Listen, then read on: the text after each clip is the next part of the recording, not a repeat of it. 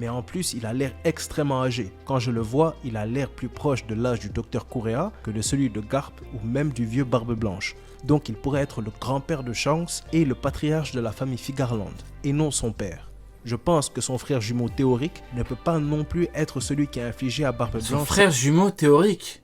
C'est qui son frère jumeau théorique? sa cicatrice. Et voilà. C'est qui son frère jumeau théorique? Putain, j'ai loupé un truc ou quoi? C'est qui le frère jumeau théorique de Shanks? J'ai bien entendu, pour t'y bien écouter. Pourquoi. Lors de l'exécution de Roger, Shanks Ah, le mec des Chevaliers Divins qui lui ressemble. C'est Panks. C'est Panks le Pou. C'est le frère diabolique de Shanks le Roux. avait 15 ans. Et par conséquent, son frère jumeau, du même âge, aurait été beaucoup trop jeune pour espérer blesser Barbe Blanche à son prime. Ce qui, selon moi, laisse deux options. Soit Shanks a un grand frère, soit son vrai père, quelqu'un d'autre que Garling, qui ressemblerait lui Non, c'est Panks le Pou, à Shanks, le chef des Chevaliers Divins. et fait cette cicatrice à Barbe Blanche. Et pour être honnête, les deux arguments se tiennent. Pour ce qui concerne son grand frère, il aurait très bien pu être celui qui aurait été présenté lors du meeting avec le Gorosei. Je tiens à préciser Ah, ok, donc lui, ce serait Panks le Pou. D'accord, donc Panks le Pou serait le frère jumeau de Shanks. que, comme par hasard, alors qu'Oda met toujours un point d'honneur L'horrible Panks le Pou. à montrer le bras et la cicatrice de Shanks, pour la première et seule fois, il a décidé de Ça me fume. C'est son frère, ou son père, ou son cousin, ou son neveu, ou son grand-père, ou sa fille, ou son fils, son arrière-grand-mère. même sa cicatrice, qui est généralement visible de son autre Ah, profil, ça fait tout le monde. cette fois est impossible à apercevoir. Je pense aussi que ça ferait un beau parallèle, parce que d'une manière, Shanks est le grand frère de Luffy, son exemple, son modèle. Ce serait donc une belle métaphore qu'à côté, lui ait une relation quasi inexistante avec son grand frère, et que contrairement Ce serait une dinguerie, t'imagines, t'introduis le frère jumeau de Shanks. Même tête et tout, c'est une dinguerie. Et donc le mec serait un chevalier divin. Est-ce que ça peut être bien, ça, comme délire? à Luffy, qui a les mêmes valeurs que Shanks, lui aurait Ouais, c'est vrai que ce serait drôle, un minima. des valeurs complètement opposées à son frère. Et pour ce qui est de son père, aussi, ça se tient. Déjà, ce serait normal qu'il ressemble à Shanks étant donné qu'il est son père. Et en plus, il serait assez âgé et expérimenté pour combattre Barbe Blanche et aurait pu le blesser. Maintenant, laquelle de ces pistes me semble la plus réaliste? Personnellement, c'est celle de son père. Je pense que si Shanks a un grand frère, il ne sera pas énormément plus âgé que lui, surtout s'ils sont censés se ressembler comme deux gouttes d'eau. Et je vois mal quelqu'un d'aussi jeune infliger une cicatrice à l'homme le plus fort du monde, Ouais. celui qui avait le pouvoir de le détruire, à l'époque où, je le répète, il était à son prime. T'imagines, t'es à ton prime, tu peux détruire le monde, mais Panks le Pou arrive à te blesser. Ah là, je suis désolé. Hein. Là, si c'est ça, le train Barbe Blanche, je le brûle. Hein. Là, c'est pas je descends du train, ou non, je brûle le train. Oh non, faut que plus personne ne monte dans ce foutu train, si c'est vrai. Hein. Oh En non, plus, faut arrêter de déconner. je pense qu'il est très improbable que le Gorosei permette à quelqu'un d'aussi jeune d'accéder à un rang aussi important, surtout quand on prend en compte leur mode. Après, dans ce cas-là, Shanks, il aurait une famille de ouf. Il y aurait vraiment du monde, quoi. Si à son... Du coup, il y aurait le grand-père Garling, il y aurait le père, il y aurait le frère jumeau. Ah ouais, t'imagines la famille. En sachant qu'il y en a un, bah du coup Shanks, qui est Yonko. Ah ouais, ça va nous sortir des... Son père, il est Yonko plus, et Garling, il est Yonko plus plus, hein. On est mal barré, hein. Mode de fonctionnement. Donc je pense que pour ça, il faudrait un personnage foutu. plus âgé, peut-être du même âge que Monkey D. Dragon, quelqu'un qui se trouve entre Shanks et Garling en termes d'âge. Et je pense qu'il serait le vrai père de Shanks, porterait une ressemblance frappante avec lui et était sûrement l'ancien chef des Chevaliers Divins. Comme je vous l'ai dit, il est bizarrement dit de Garling que ce dernier est actuellement le chef des Chevaliers, impliquant qu'il y en avait sûrement un avant lui. Et cette personne pourrait être le père de Shanks et celui qui a fait sa cicatrice à Barbe Bah du coup, je me demande où est-ce qu'il est, le père de Shanks. Peut-être qu'il est mort, alors. Blanche selon moi. Il pourrait être mort entre-temps, expliquant le statut actuel de Garling. Mais bien sûr, ça reste de la théorie.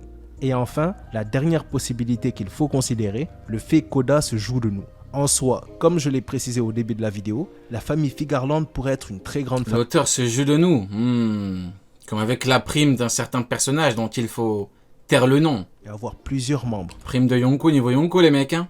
Shanks pourrait avoir C'est pas Kid. un père, C'est pas l'eau. C'est pas l'horrible mid.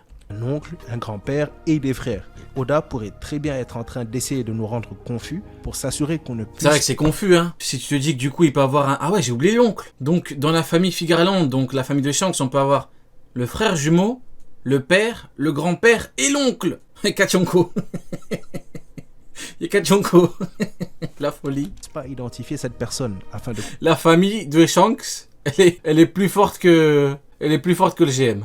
conserver l'élément de surprise. En tout cas, peu importe qui c'est, je pense que ce qu'il a réussi à faire en dit long sur la puissance des chevaliers divins. Barbe Blanche était le rival du roi des pirates. C'est celui qui en son absence régnait sur les mers et qui était le plus proche du One Piece. Donc, si cet individu a réussi à lui faire une cicatrice quand il était à son prime, et que cette cicatrice lui a été faite de manière honorable, sans triche, alors ce personnage doit forcément se rapprocher du niveau des empereurs. Parce que là, on parle quand même de Barbe Blanche à son prime. C'est ouais. pas la vieille Big Mom. Non, c'est prime Barbe Blanche. C'est pas la vieille Big Mom. Mais, je pense... Après, c'est pas la vieille Big Mom, mais du coup, si un mec qui se rapproche du niveau Yonko a pu faire ça, du coup Big Mom qui a le niveau a pu faire ça. Donc, voilà quoi. Aussi, comme maintenant, il y a un piège dans Qui s'approche du niveau Yonko, bon bah du coup, Big Mom serait au-dessus de cette personne-là. lequel il faut éviter de tomber. Et c'est assumer que tous les chevaliers divins ont la même puissance que cette personne. Généralement dans One Piece, même au sein des castes, tous les individus n'ont pas le même niveau. Ouais, je suis pas d'accord. Hein. Généralement, au contraire, t'as vraiment une hiérarchie qui est expliquée par l'auteur. D'ailleurs, c'est comme, c'est ça qui est un petit peu... L'auteur nous a justement tellement habitués, écoutez, hein, l'auteur, il nous a tellement habitués, au contraire, à dire que quand t'as des groupes comme ça, t'as un niveau équivalent, parce que bon, c'est différent pour les chevaliers divins, parce que t'as justement un chef, hein, mais pour les Yonko, les amiraux, les premiers commandants, il nous a tellement habitués que le Gorosei, les 5, et bah tout le monde dit même niveau, et donc, beaucoup disent les 5 niveaux Yonko. Vous voyez? Il pourrait doser, il pourrait nous dire, non, il n'y en a que 2 niveaux Yonko, il n'y en a que 1, il y en a 3. Non, les 5. Pourquoi? Parce que l'auteur nous a habitués à mettre des niveaux équivalents pour des groupes comme ça. Vous voyez? Bizarre, Magellan. Hein. Chut, Magellan, faut pas trop parler. Par exemple, chez les amiraux, Akainu est plus fort qu'Aramaki. Chez les empereurs, Barbe Blanche était au sommet. Comme chez les chevaliers, Garling est probablement le plus fort, à moins que son âge le gêne. Bizarre. Akainu, bizarre. Akainu plus fort que Aramaki. Après bon, si on en est 2 minutes, Aramaki 1 est une fraude et Aramaki, c'est pour Akainu, c'est surtout le problème du fruit. Tu mets Sabo, fruit du feu contre Aramaki, il se chie dessus. Tu mets King contre Aramaki, il se chie dessus. Hein. Faut être honnête. Hein. King, c'est le pire ennemi pour Aramaki, avec bien évidemment Sabo et Akainu. Il peut même pas le planter, il le crame avec son truc en magma et il le détruit. King détruit Aramaki. King le détruit. Donc, tous les chevaliers divins ne seront pas de la même puissance. Qu'est-ce qu'il va lui faire? Il va lui envoyer des lianes.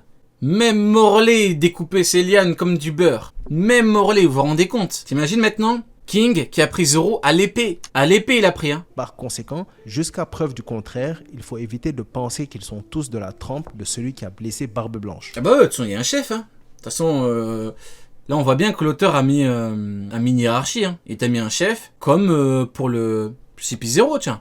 CP9. T'avais Roblucci le chef, tu sais qu'il est bien plus fort que les autres. Chose est sûre, c'est que la famille de Shanks et ses origines commencent à être mis en avant. Les anciens amiraux paraissaient plus forts que les nouveaux. Ouais, parce que c'est l'effet Logia et l'effet Marineford. Parce que Marineford, c'est l'arc de la marine. Donc forcément, et encore, hein, quand tu vois ce que les commandants, comment les commandants sont tapés et comment ils ont dû battre ou mettre en galère les commandants, voilà.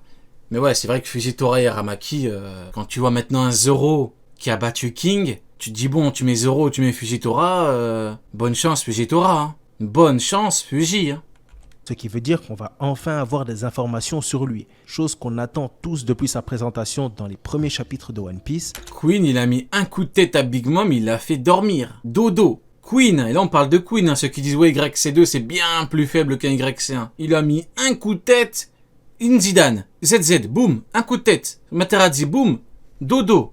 Au revoir, bonne nuit. Ah, les gens pensent que les commandants c'est c'est de la merde. Ça avait été un amiral devant, ah, il aurait fracassé le crâne. Hein. Là, l'amiral serait mort. Traumatisme, même pas traumatisme crânien, là, ton crâne explose. Imagine Fujitora, le pauvre. Depuis maintenant plus de 20 ans, peu importe la direction que l'auteur va choisir, ça sera un plaisir d'en découvrir plus sur Shanks. Et si pour finir, je vous disais qu'un autre personnage extrêmement lié à Shanks, lui aussi aurait du sang de dragon céleste. Et pas n'importe lequel, mais celui d'Imu. Dracul Mihawk est-il le fils d'Im-sama?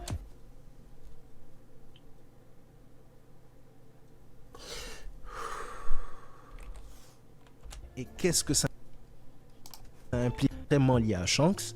Lui aussi aurait du sang de dragon céleste. Et pas n'importe lequel, mais celui d'Imu. Dracul Mihawk est-il le fils d'Im-sama? Là, je me retiens de ouf, là. Et Là, qu'est-ce je me retiens de ouf, là. J'ai pas envie de paraître méchant et tout. Je vous jure, je vais pas trop parler. que ça implique sur sa relation avec Shanks? Cette Ça vidéo- implique surtout que tu pourrais enfin justifier son niveau. Ça implique le fait que il a les mêmes yeux que Imu. C'est le fils de Imu. Il est niveau Yonko plus. Non, faut arrêter. Hein. Je vous promets, je suis en état de choc. Si on m'avait dit qu'on aurait du Mihawk dans la vidéo, je vous aurais pas cru. Lisez le titre. Le vrai père de Shanks et la puissance des chevaliers divins. Il a fait que parler de Garling, chevalier divin. Je me suis dit, bon, on est arrivé à 8 minutes. C'est fini. Il y a plus rien. Il y aura pas de mid. Il y a quoi? Mihawk. Alors là, je suis choqué. Selon vous, est-ce que Garling est vraiment le père de Shanks? Ou est-ce qu'il Mais Mihawk, il a 34 vies, hein. Mihawk, c'est une épée. C'est le fils de Im. Il a blessé Barbe Blanche Prime. Mais qui est cet homme? C'est quoi ça? Il a le plus grand palmarès de tous les temps, mais on n'est pas au courant. Vous vous rendez compte, c'est le fils de Im qui vaut de Yonko, donc lui, c'est minimum un Yonko. Mais bon, il est plus fort que Shanks, donc il est Yonko plus. Il a blessé Barbe Blanche Prime, donc il est intermédiaire, il est Yonko plus. Il a fait quoi? Cet homme est un fou. pourrait être quelqu'un d'autre? Est-ce Mihawk que est vous complètement pensez fou. toujours que Shanks puisse avoir un frère jumeau? Est-ce que son père est bien celui Mihawk qui est a le frère de sa Shanks. cicatrice Et c'est une épée. blanche? Et selon vous, quelle sera la puissance des chevaliers divins? Donnez vos avis en commentaire qu'on en Bon, bah écoutez, c'était pas mal du tout, hein. Ouais, il a rendu son épée noire, il s'ennuie face à Kaido, il met 1% de sa force pour tester le plus fort du monde. Cet homme est un fou furieux. C'est incroyable. Mihawk, c'est le personnage le plus fou de tous les temps. Tu peux dire tout ce que tu veux. Tu peux inventer tout ce que tu veux. Rien à foutre. Tu fais ce que tu veux. C'est incroyable.